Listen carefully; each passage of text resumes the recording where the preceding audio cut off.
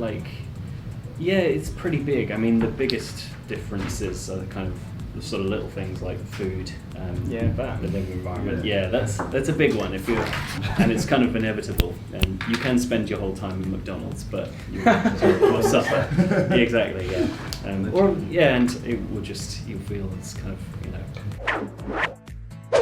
I've been kind of going to and fro for the past 8 years, but I don't think I've spent more than a year and a half at one time.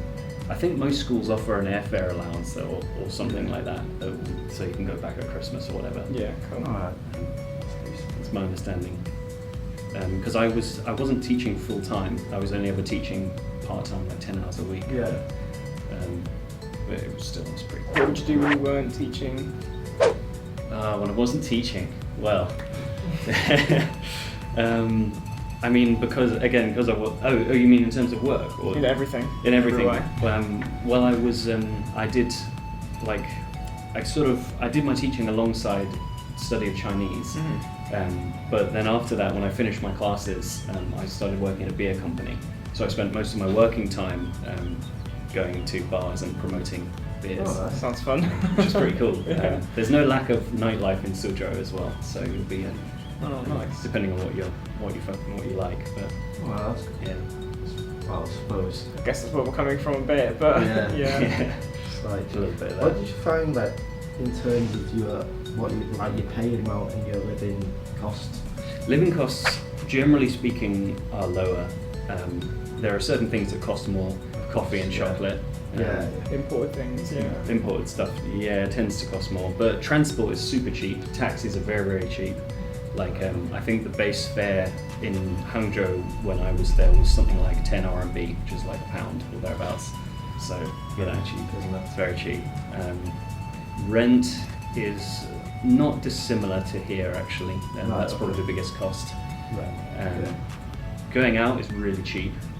It's either free if you're in a nightclub with a group of Chinese who want to show off, or it's very cheap. So it's fair enough. How does the accommodation standard compare to here? Well, it really we're depends. coming from quite modern buildings and things like that. So it's all modern. It's probably you're likely to be in a newer building there than you are here. Yeah, of course. It's developing, isn't it? So that's right. Lots and lots of construction everywhere. A lot of new build. Chances are you'll be in a newer building, and quality is variable. It's like here, really. But chances are it won't be old and cruddy. Like it's going to be all right. It's not going to be that bad.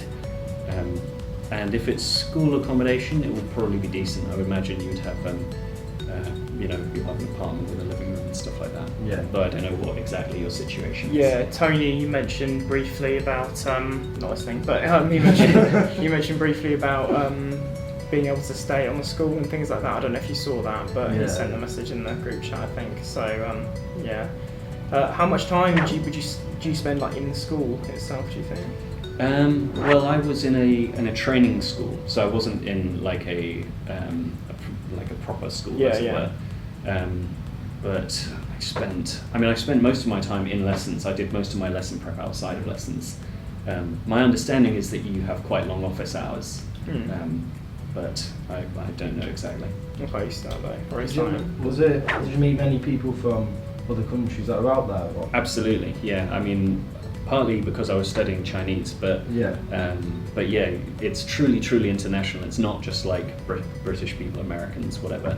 You'll find people from really all over the world. Oh, right. Especially, there'll be, especially going out to bars and the likes, there'll be lots of a lot of different cultures there. Yeah, absolutely. Yeah. Oh. What would you say was the most, other than obviously us British people, what was the most other country that was there? Americans and Koreans, I'd say. Yeah, those two, and also other East Asian countries like Japanese, Singaporean. Yeah. Quite a lot. In terms of, I think not so many South Americans, but besides that, it really is all over. Not surprising. It's quite far. Yeah. Is it easy enough to build a friendship with people then, would you say? Yeah, I mean, as I was studying and working for a lot of the time, so I did have that kind of that opportunity.